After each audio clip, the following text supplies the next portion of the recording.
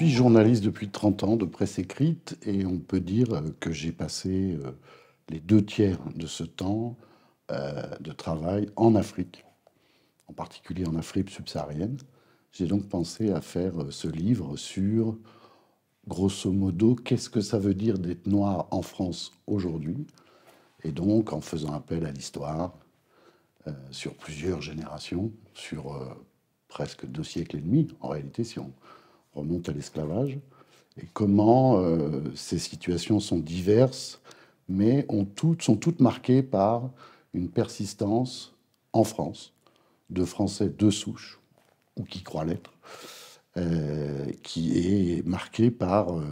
une matrice quasi permanente de xénophobie et de racisme. Je l'ai construit en 4 chapitres, construit de la même façon pour chacun, un texte synthétique,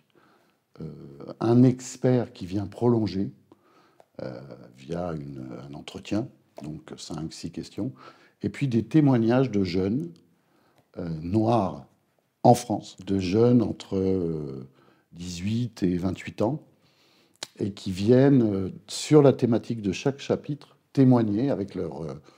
compréhension des choses, leur histoire, leurs mots, à la fin de chaque chapitre. Travaillant sur ce livre, je me suis rendu compte qu'aucun pays, et a fortiori le nôtre,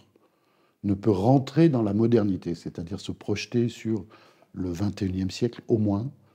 sans enlever les cailloux de sa chaussure, sinon il ne pourra pas marcher. Je ne prétends pas avoir fait, moi, un travail de scientifique, je suis journaliste, et sur cette question, je me suis rendu compte qu'au cours des 20 dernières années, il y a au moins une quarantaine d'ouvrages qui ont été produits. Ça m'a aidé à recentrer